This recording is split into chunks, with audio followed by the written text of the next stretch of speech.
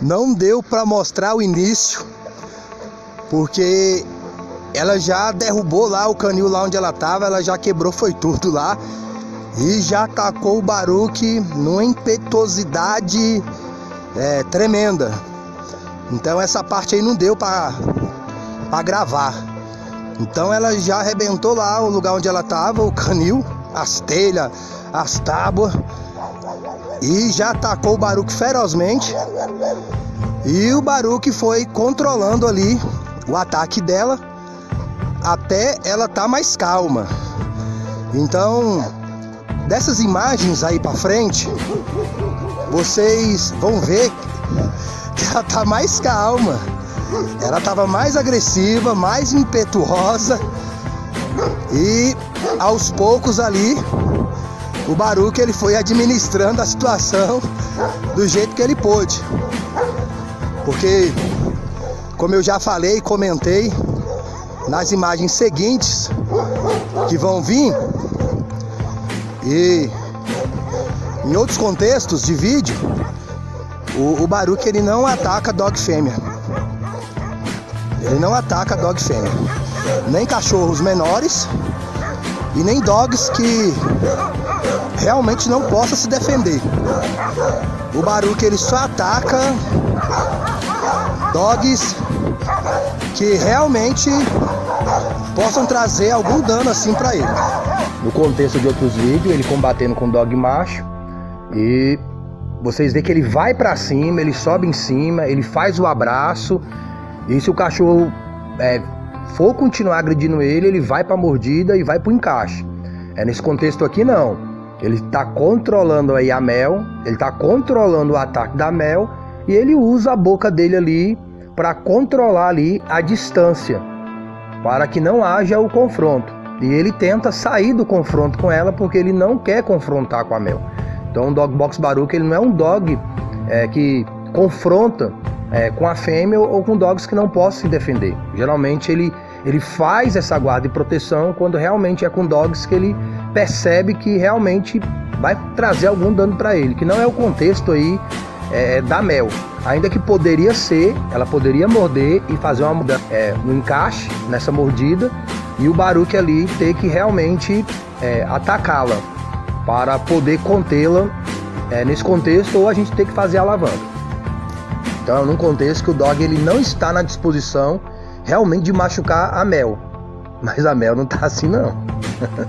Então se ele não controla aí, no começo ela já saiu, ela não chegou cheirando, ela já chegou atacando ele, aí ele foi mais agressivo, ela se conteve, aí ela foi se contendo e ele foi buscando ali administrar a situação. Eu já sabia, como eu comentei em outro vídeo, que se a fêmea ela fosse agressiva com o Baruch não atacaria ela, então não oferecia perigo, a não ser que a fêmea ali ela encaixasse uma mordida, aí tivesse que fazer uma alavanca para poder tirar do encaixe da mordida. Mas eu tinha aí convicção que o Baruch não atacaria a fêmea.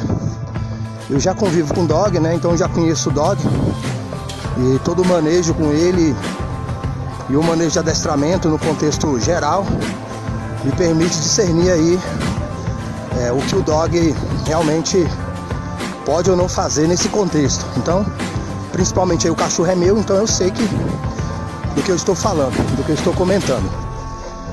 Então eu já imaginava que ela viria com dominância, com liderança, né, com controle sobre o Baruch na agressão, e o Baruch ia dar um chega pra lá nela, fazendo ela se conter, para poder fazer a cruza caso ela já tivesse no cio. Mas geralmente a dog no cio ela se oferece ao cachorro. Então, se ela estivesse no cio ali, o Baruch ia ficar querendo estar em cima dela. E ela, quem sabe, provavelmente, ia estar nessa pegada aí de guarda e proteção da sua pureza. E o Baruque ia exercer uma dominância, uma liderança sobre ela, colocando ela no lugar dela. E pelo fato da dog, quando está no cio, se oferecer, ela iria aceitar a cruza. Caso ela não aceitasse a cruza, aí nós colocaríamos a focinheira nela para ajudar a Mel, que é o nome dela, a se conter da sua agressão e guarda e proteção. E a cruza seria feita. Eu tô acreditando que não vai precisar de focinheira, que sempre que puder, Deus permitir, a gente vai estar ali levando os dogs ali a estar se conhecendo, para quando chegar o dia da cruza, ela não exercer nenhuma agressão contra o Baruque. Ela já está acostumada com ele e aceitando a dominância dele, porque cruza é aceitar a dominância. Então, por isso quando você vê um macho em cima do outro, é dominância, não é relação, entre aspas, homoafetiva. Não, é uma relação dog afetiva, é uma relação de dominância, de quem é o dominante e de quem é o dominado, quem é o líder e quem é o liderado. Então, no contexto canino, essa situação é uma situação de dominância. Então, quando o dog está ali cruzando com a fêmea, tem a questão do macho se interessar pela fêmea, demonstrando a sua dominância, a sua liderança através da cruza, que é um contexto diferente em relação a outro macho, aonde ele está exercendo uma dominância, uma liderança, mas de controle de liderança. No caso da fêmea, é natural a cruza entre o macho e a fêmea, que não é natural entre macho e macho, porque macho e macho não tem cruza. Eu nunca vi um macho na posição de cruza sobre o outro e realmente fazendo aí, como é que eu posso dizer aqui, realmente ali concluindo ali a situação em si, porque não é para isso. Então Deus fez as coisas tudo certo. Então você vê que quando o macho ele cruza com a fêmea, eles ficam ali encaixados ali por um certo momento, até o dog macho relaxar totalmente. Caso isso não acontece em relação entre dogs macho, né? Não há essa situação. Tô tendo bem cuidado porque evitar certo tipo de palavra, porque tem criança e eu não posso ser mais incisivo aqui, mas eu acredito que você já compreendeu. Então fica aí agora com um pouco mais aí sobre manejo de dog. Alô, com Deus, tudo de bom.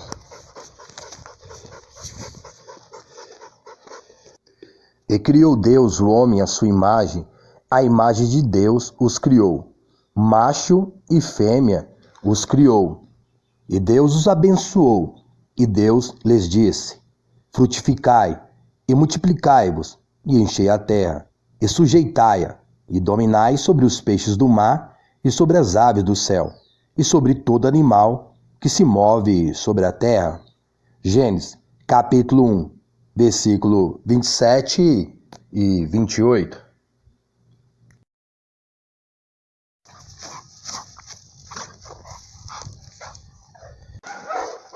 Toma, Mel. Deixa, pode deixar, pode deixar.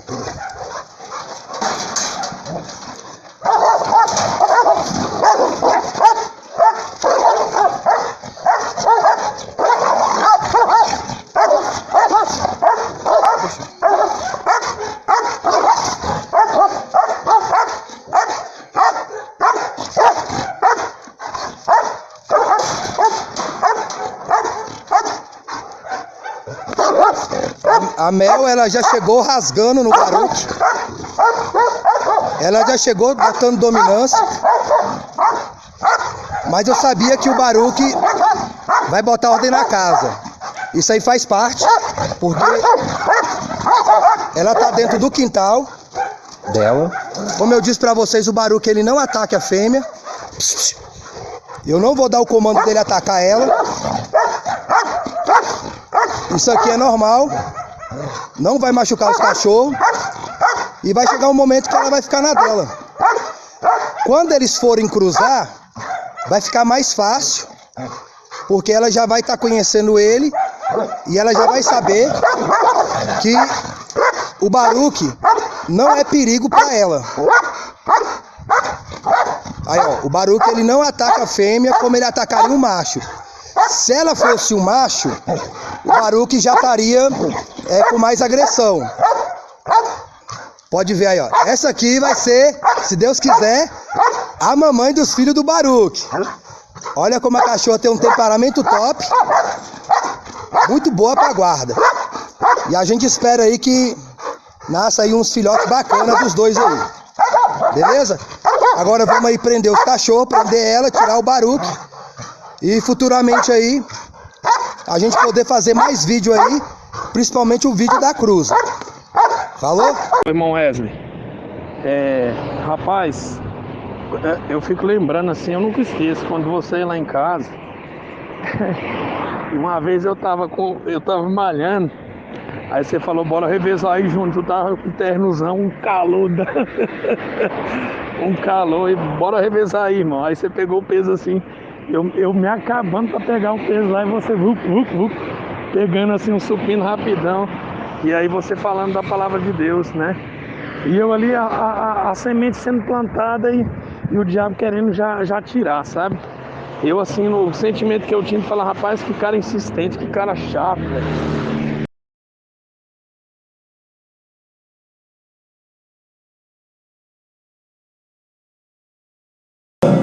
Indo, mas estava preparando o lugar e também que ele iria voltar, iria deixar o seu Espírito Santo, não só para os discípulos, mas para nós.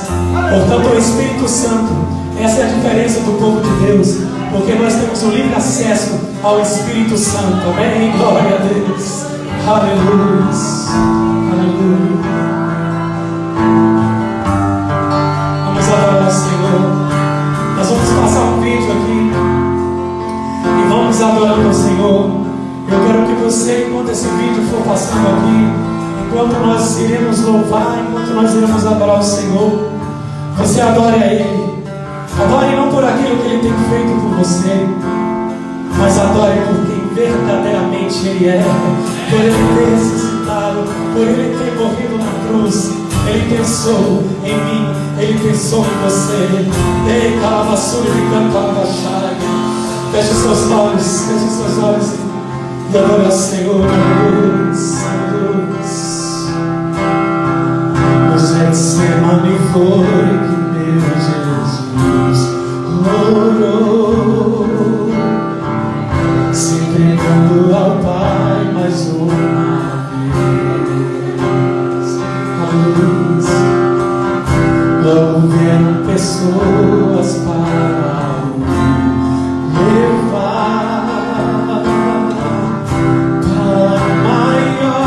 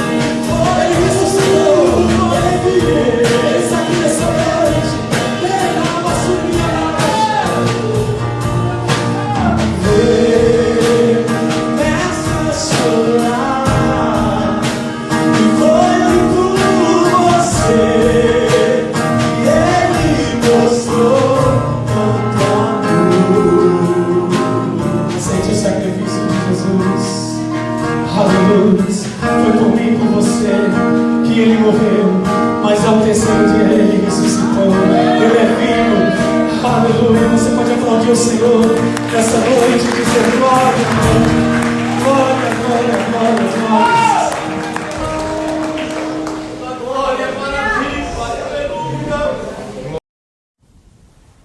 Espero que vocês sejam pacientes comigo, enquanto continuo falando como um tolo. Tolerem-me e deixem-me dizer o que vai em meu coração. Tenho uma profunda preocupação por vocês, igual àquela que o próprio Deus tem.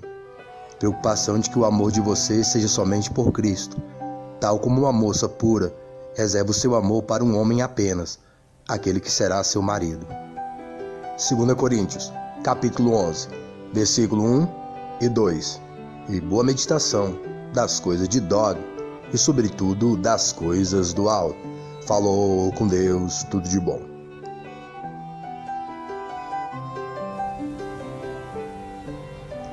Esse que vocês ouviram é o irmão Júnior. Ele vem de uma família onde eles cantavam música sertaneja para o mundo. Todos eles têm essa bagagem musical desde a sua infância.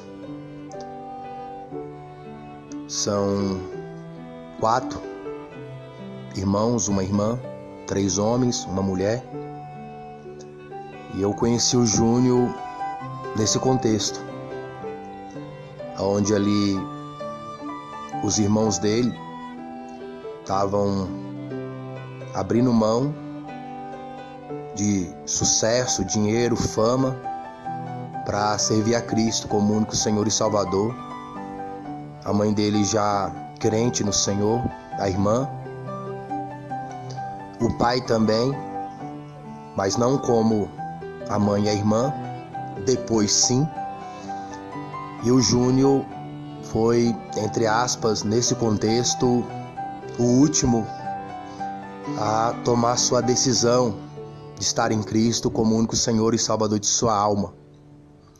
Principalmente numa época de flores, porque eles começaram a fazer sucesso, eles cantavam em dupla, em trio, fazendo parceria uns com os outros, e eles começaram a fazer shows na época, gravar CD, entrevistas, convites para programa de televisão, de rádio.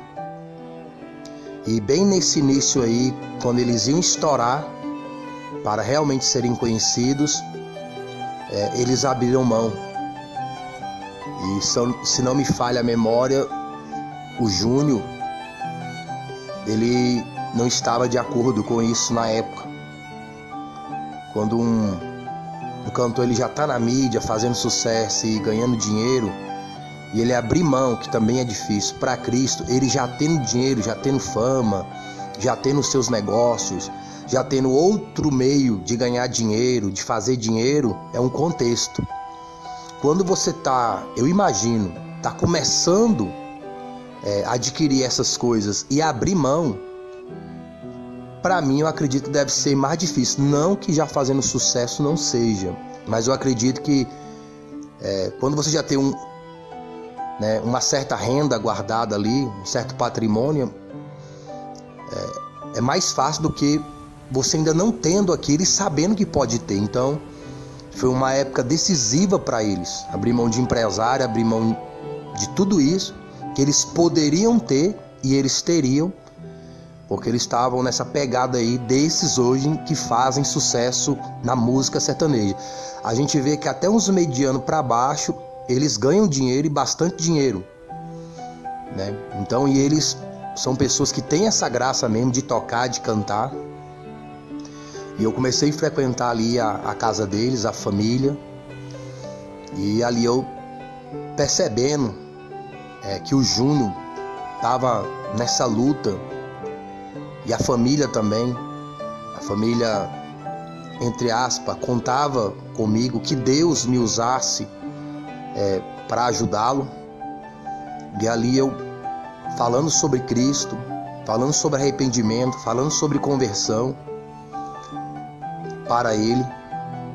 E dentro do coração dele, que cara chato, que cara persistente.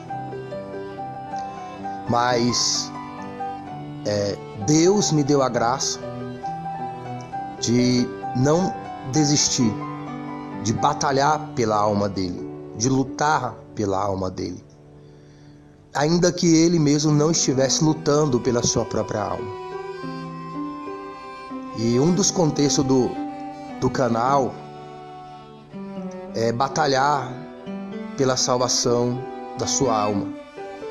Talvez você não esteja batalhando pela sua alma, mas tem um mundo inteiro batalhando pela sua alma, guerreando pela sua alma.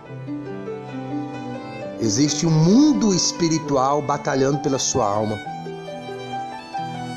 E esse mundo aqui, ele também batalha pela sua alma. As pessoas sempre estão batalhando pela alma das outras pessoas. Para se comprar, para se ter, para se ser. Então alguém sempre está querendo te vender alguma coisa, te passar alguma coisa para cativar a sua alma. O mundo inteiro buscando a alma das pessoas. O consumismo, o materialismo busca incessantemente a alma das pessoas. No mundo espiritual, que tudo isso é um reflexo do mundo espiritual, existe um mundo espiritual de anjos e de demônios que batalham pela alma humana. Satanás, ele batalha pela alma humana, os seus demônios batalham pela alma humana. Deus batalha pela alma humana, os anjos de Deus batalham pela alma humana. E a própria pessoa, ela não batalha pela sua própria alma. Existem seres que estão batalhando pela alma humana.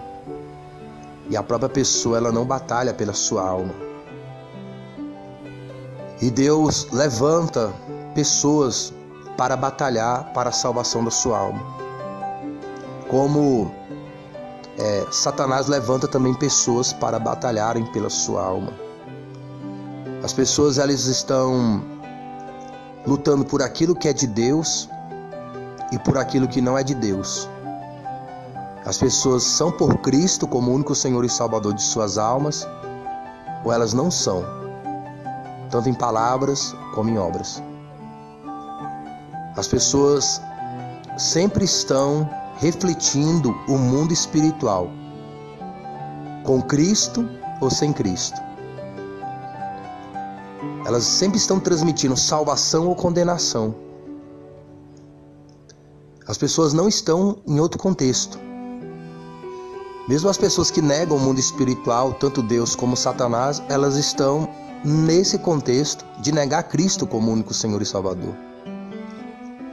Elas pensam que o ateísmo, que ignorar Deus, que ignorar o inferno, elas pensam que ignorar a eternidade vai trazer salvação para a alma delas. É uma estratégia que a própria pessoa cria para poder se salvar na eternidade. Ela negar a existência de Deus, ela negar a existência de Cristo como único Senhor e Salvador, ela negar a existência do inferno. Então, tudo isso é um manejo de Satanás sobre a vida daquela pessoa, daquela alma. Aquela pessoa está sofrendo um manejo, uma dominância, uma liderança infernal, onde ela se submete à obediência de espíritos caídos e ela acha que aquilo veio dela mesma. Ela acha que ela é autossuficiente para poder se salvar numa possível condenação. Que lá no íntimo da pessoa, ela tem o discernimento do certo e errado. E todos nós sabemos que nós fazemos coisas erradas. Então a pessoa, para se auto-justificar, ela cria estratégias inspiradas pelos demônios, pelo mundo, aonde ela não vai ser condenada. Então ela acredita que se ela negar Cristo como único Senhor e Salvador, se ela negar a existência de Deus, se ela confiar numa religião, porque as religiões também, elas estão buscando a alma das pessoas. As religiões, elas estão buscando cativar as almas para os seus negócios, para as suas prosperidades, para as suas glórias e honra e louvores de multidões. Não é para a salvação da alma. Existem pregadores, ensinadores, que eles estão buscando a alma das pessoas, mas não para Deus, não para Cristo, mas para elas mesmas, para suas igrejas, para suas denominações. E tem pessoas que também usam estratégias para poderem se justificarem dos seus pecados, como se elas fossem de tal religião, de tal pastor, de tal ministério, como se elas gostassem de tal pregador e aquilo fosse garantir a salvação da alma delas, o perdão dos seus pecados. E o único que pode garantir perdão e justificação é Cristo. Deus, ele não enviou anjo, Deus não enviou querubim, serafim, arcanjo para batalhar para a salvação do preço pago da salvação humana. Ele mandou o próprio filho dele. Deus, ele mandou o melhor guerreiro. Deus mandou o melhor lutador. Deus mandou o melhor que ele tem de si mesmo, que é o seu próprio filho, na sua própria imagem. Toda riqueza, todo entendimento de Deus está em Cristo, homem. Está no Senhor Jesus Cristo. Toda sabedoria, toda ciência, todo conselho, toda fortaleza, todo conhecimento, todo temor espiritual está em Cristo como único Senhor e Salvador da alma. O tesouro de Deus não é as ruas de ouro que tem no paraíso. A riqueza de Deus não é o diamante, não é o ouro que ele colocou aqui na terra. A riqueza de Deus é o seu filho. Eu acredito que quem é pai, quem é mãe, pode entender esse contexto melhor do que eu, do que aqueles que não têm filho, daqueles que não cuidam de alguém. Porque tem gente que não tem filho, mas cuidam de crianças, de pessoas como se fossem filhos. Tem pessoas que adotam crianças, tem pessoas que trabalham em instituições com crianças. E todo recurso que elas buscam conseguir, ou que elas conseguem, é para aquelas crianças. Todo recurso que o pai, a mãe luta e guerreia é para os seus filhos. Então, os tesouros que eles buscam é para os seus próprios filhos. Os tesouros que eles têm são herança para os seus próprios filhos. Não existe maior riqueza, acredito eu, para um pai, uma mãe, do que seu próprio filho, sua própria filha. Então, a riqueza de Deus é o seu filho. E Ele deu essa riqueza ao ser humano. A riqueza da salvação da alma, do perdão dos pecados, da justificação das iniquidades. Se você rejeitar aqui, não for grato aqui às bênçãos materiais, Deus já se entristece quando também não se ira, de não dar valor. Ninguém gosta de uma pessoa ingrata.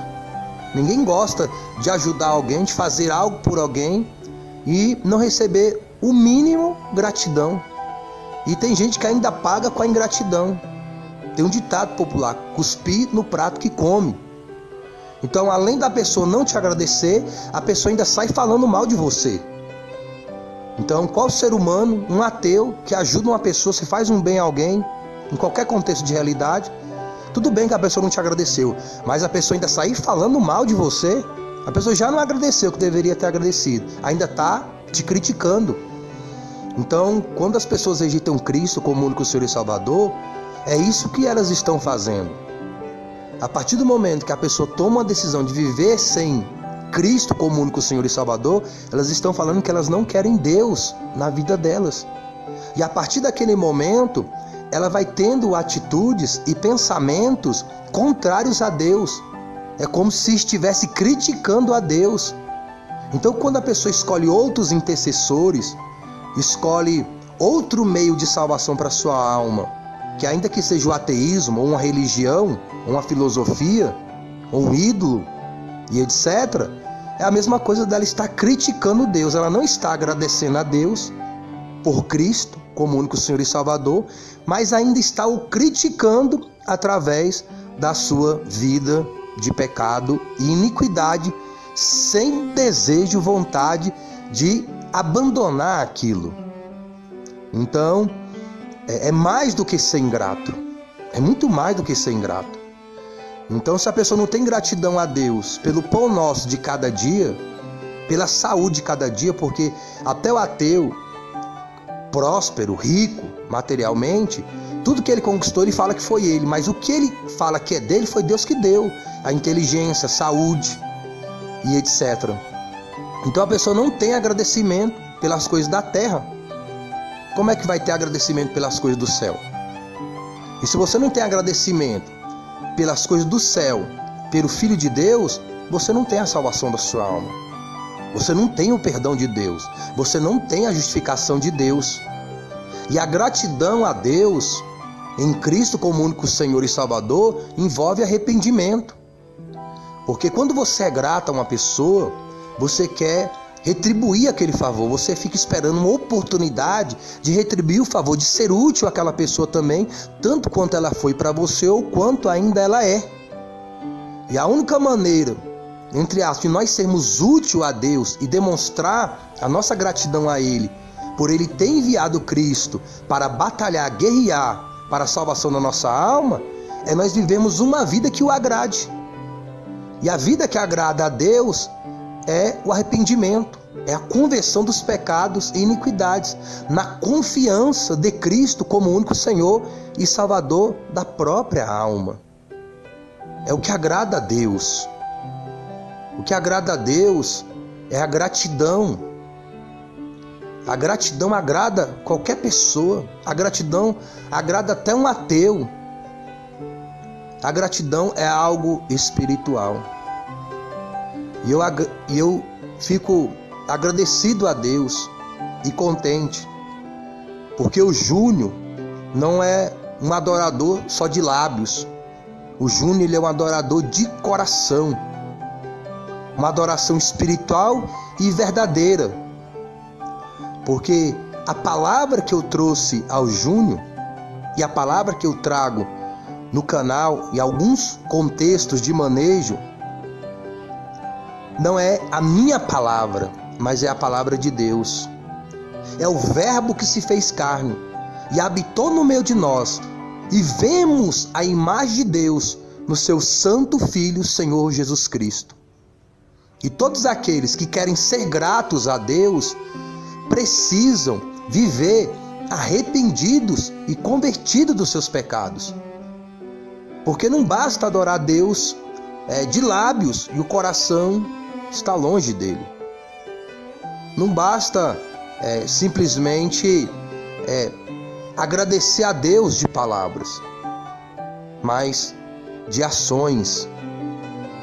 E o verdadeiro evangelho na vida de um crente é aquele que reflete o perdão, a misericórdia de Deus, reflete a salvação de Deus, e a sua vida ela é inspirada a levar outros a serem salvos, não por causa de glória, honra e louvores humanos, como tem na mídia gospel, na religião, em supostos pregadores e profetas que estão buscando através do evangelho ter glória e honra e louvores humanos, mas um evangelho que realmente traga louvor e honra e glória a Cristo como único Senhor e Salvador de suas próprias almas, transmitindo esse evangelho com fervor, com sinceridade e com verdade.